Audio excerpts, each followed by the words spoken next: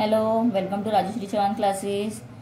आज मैं 5th standard का 5th लेसन फ्रैक्शन से स्टार्ट कर रही हूँ और मैंने इसके पहले के वीडियोस भी अपलोड किए हैं, तो आप लोग वो वीडियोस भी जरूर देख लो। और इसके आगे के वीडियोस में एक्सप्लेन करने वाली हूँ, उसके वीडियोस अपलोड करने वाली हूँ। तो आप लोग उसके लिए अगर आपने सब्सक्राइब नहीं किया है तो सब्सक्राइब कर दो, then you can get the notification of my all uploaded videos. और डिस्क्रिप्शन बॉक्स में मैंने मेरे नए चैनल का एक लिंक शेयर किया हुआ है, तो आप लोग वहां पर जरूर जाइए और एक बार उसे क्लिक कीजिए और सब्सक्राइब जरूर कीजिए। Today I will continue 5th lesson for standard 5, that is fractions. So what is the fraction? First I will explain you about the fraction. Suppose if we have one whole chapati, no, you all eat chapatis. So whole chapati we have and we are dividing it into 2 parts. So the whole chapati is divided into 2 parts, means this is I have divided into 2 parts, and suppose I have eaten half part. So out of these 2 parts, 1 part हमने खा लिया है। 2 part किए थे, एक चपाती जो whole था, whole मतलब पूरा, तो पूरे से जब हम आधा करते हैं और आधा खाते हैं, मतलब 2 पार्ट करके उसमें से 1 पार्ट को खा लिया है। That means 1/2 is called as half. 1/2 को क्या बोलना है? हाफ। बट अभी हमने क्या किया है? One more chapati we have and we have divided that into 4 part. 4 part में डिवाइड कर दिया है। And from 4th part, if we will take only 1, तो ये एक एक पार्ट जो 4 पार्ट हुए हैं, तो each part is called as quarter। हर एक पार्ट को हम क्या बोलेंगे? क्वार्टर। तो ये जो क्वार्टर है, इसमें से सपोज हमने एक क्वार्टर लिया है, तो टोटल पार्ट्स कितने हैं? 4 पार्ट्स है टोटल। 1, 2, 3 and 4, ये 4 पार्ट्स है। तो उसमें से 1 पार्ट मैंने खा लिया है, तो 1/4 वी कॉल इट एज, इसको हम रीड करते हैं 1/4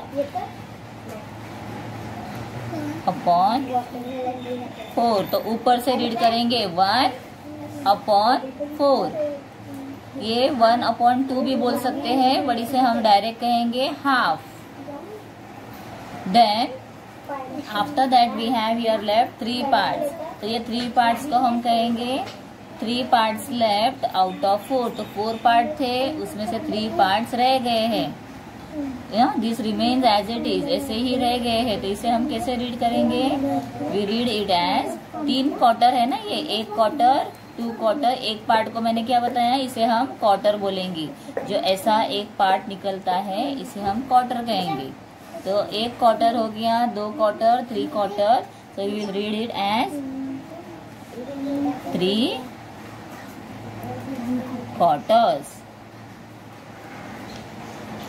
ऑल्सो वी रीड दिस, और इसे हम कैसे रीड कर सकते हैं? 3/4। 3/4। अभी समझो, I have 1 big apple and I have cut it into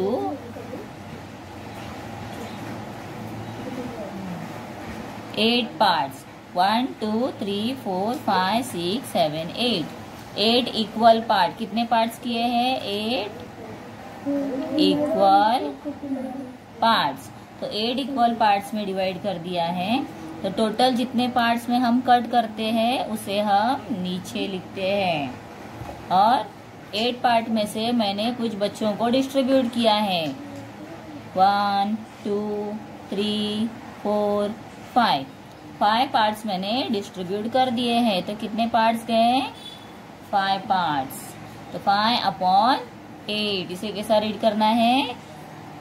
5/8। Okay, then how many parts are remain here? तो 8 पार्ट था टोटल, उसमें से कितने पार्ट्स खाए? 5। कितने रह गए हैं? 1, 2, 3 पार्ट्स। तो will write that 3 parts. So 3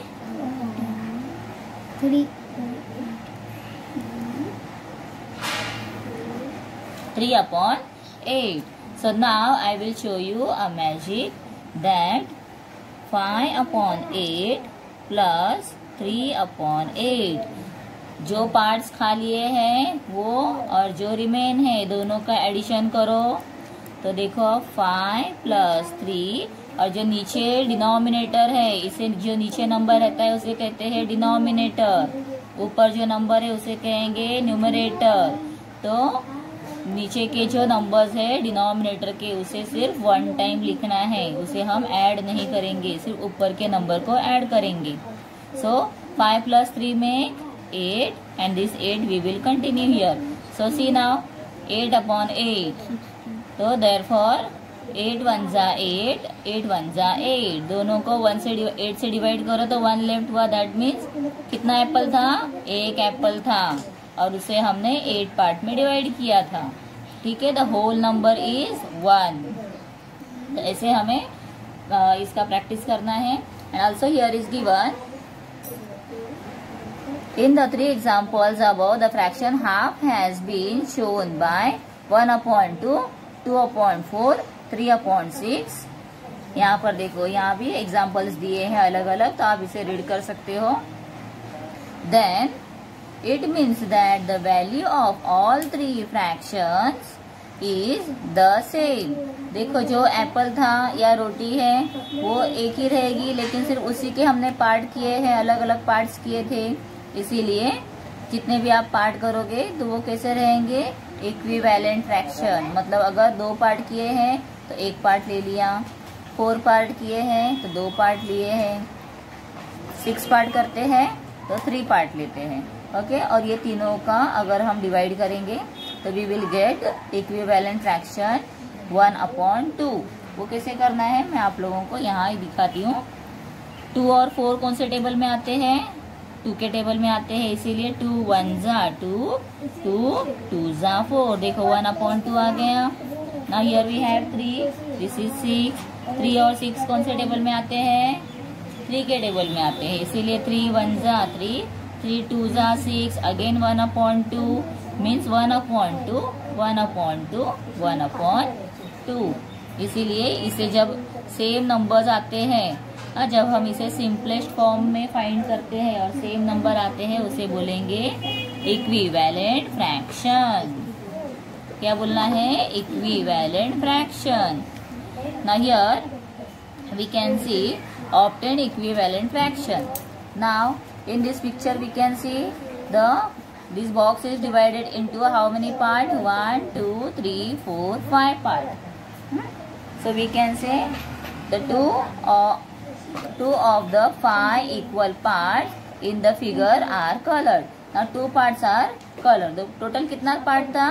5 parts है, उसमें से 2 पार्ट को कलर कर दिया है, तो 2 upon 5 is colored। तो the color part is 2 upon 5 of the whole figure। मतलब पूरे फिगर में से 2 पार्ट को कलर कर दिया है। Here now we can see when 2 lines are drawn across the same figure। अब ये सेम फिगर जो है इसमें से हम ऐसे एक और ऐसे एक 2 लाइन निकालते हैं। देखो सेम फिगर बन गए। यहाँ पर भी कितने पार्ट थे? 1 2 थे, इधर भी 2 हैं और मैंने सिर्फ 2 लाइन बीच में निकाल दी है। तो कितने बॉक्सेस बन गए? देखो 1 2 3 4 5, 5 1 जा 5, 5 2 जा 10, 5 3 जा 15। तो टोटल पार्ट कितने बन गए? 15। तो 15 पार्ट में से कितने कलर पार्ट हो गए अभी? 1 2 3 4 5 6 upon 15।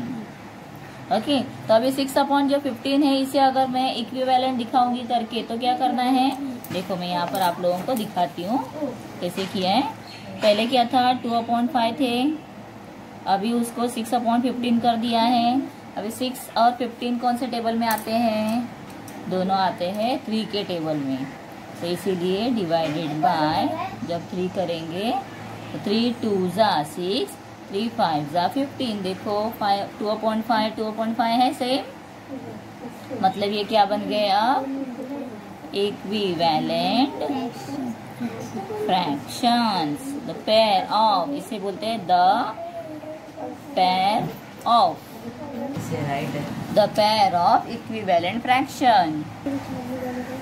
So here we can see we have divided the two parts into the total 6 parts. Means however the color part has not changed. तो कलर पार्ट जितना था वो उतना ही है, वो चेंज नहीं हुआ है, लेकिन हमने एक्स्ट्रा लाइन निकाले इसके लिए, उसके पार्ट्स बदल गए थे।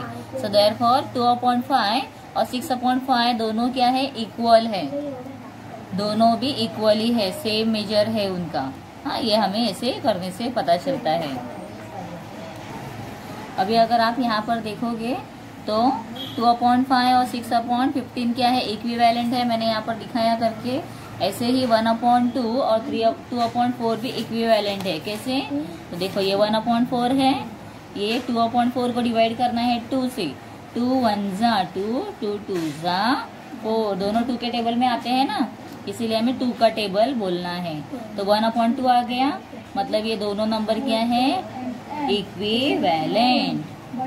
देन 1/2 दिया है, फिर से देखो 3 1 जा 3, 3 2 जा 6। Therefore 1/2 and 3/6 are pair of equivalent fraction. Then again next we will see 2/3 to 4/6। तो इसको चेक करना है, 4 और 6 कौन से टेबल में आएगा? 2 के टेबल में। 2 1 जा 2, 2 2 जा 4। तो ये जो मिडल हम बोलते हैं ना, 2 2 जा 4, तो ये जो 2 जा है इसे मैंने लिखा है इधर 2 जा 4 एंड 2 3 जा 6। तो देखो 2/3 आया, सेम नंबर आ गया, इसीलिए ये भी क्या है? Pair of equivalent fraction. Okay, तो हियर इज गिवन दैट, ये आप लोगों को अंडरलाइन करके रखना है, इम्पोर्टेंट है बहुत ही एग्जाम के लिए। When the numerator and denominators of a fraction are multiplied, दोनों जब मल्टीप्लाई करते हैं by the same non-zero number, मतलब नॉन जीरो मतलब क्या है? जो नंबर जीरो नहीं है, वो 1 है, 2 है, 3 है, 4 है, या कोई भी आगे का नंबर ले सकते हो, लेकिन जीरो नहीं लेना है। इसे हम बोलेंगे नॉन जीरो नंबर। क्या बोलेंगे? Non zero numbers. ठीक है, तो इसीलिए व्हेन द न्यूमरेटर मतलब ऊपर का नंबर, और डिनोमिनेटर मीन्स नीचे वाला नंबर।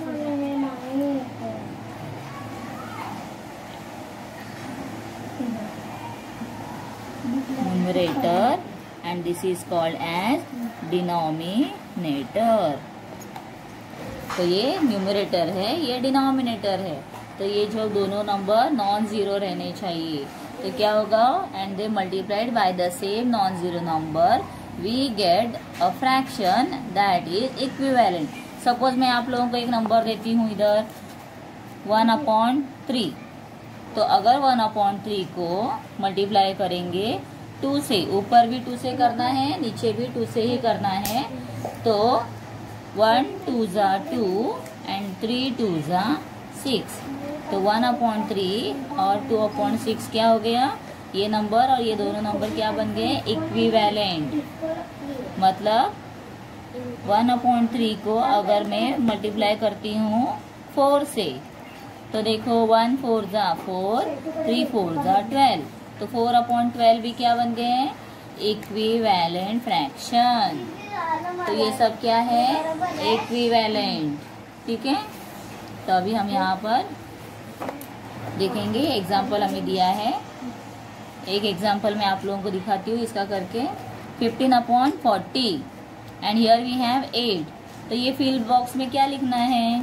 तो आपको 8 का टेबल बोलना है। 8 1 जा 8, 8 2 जा 16, 8 3 जा 24, 8 4 जा 32, 8 5 जा 40। तो 8 5 जा 40 आया है ना।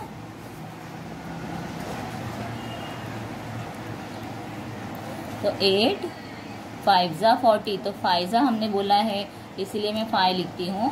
यहाँ पर भी हम लिखेंगे 5, दोनों साइड सेम नंबर रहता है, दोनों साइड सेम नंबर रहता है, इसलिए यहाँ पर भी हम सेम नंबर लेते हैं। तो 8 5 जा 40। तो कौन सा नंबर लेने के बाद 5 जा करेंगे तो 15 आएगा। तो 5 का टेबल आप बोलो 15 तक। 5 1 जा 5, 5 2 जा 10, 5 3 जा 15। सो दैट 3 जा यू राइट हियर। अभी देखो 3 5 जा 15 है, तो आंसर क्या आ गया है 3। ठीक है, मतलब आप लोगों को उल्टा टेबल बोलना है। 8 5 जा 40 है, तो 5 जा कब आएगा, जब हम 3 का टेबल बोलेंगे 5 जा तो 15 आएगा, इसीलिए 3 5 जा 15। तो क्या फिल करना है answer 3। So therefore we will say that thus the 3/8 is equivalent to the fraction 15/40। मतलब दोनों क्या है इक्विवेलेंट। इक्विवेलेंट का मतलब होता है सेम सेम, जो दोनों सेम नंबर से डिवाइड होते हैं उसे हम कहते हैं इक्विवेलेंट। तो बच्चों इसका एक्सप्लेनेशन जो था, मैंने इंट्रोडक्शन आप लोगों को बता दिया है कैसे करते हैं। नेक्स्ट अभी वीडियो बनाऊंगी, उसमें मैं प्रॉब्लम सेट 17 स्टार्ट करूंगी, तो उसे आप ज़रूर देखना। और आप अगर चैनल पे नए हो तो चैनल को सब्सक्राइब ज़रूर करो, ताकि आप लोगों को आगे की नोटिफिकेशन मिल जाएंगे। Thank you.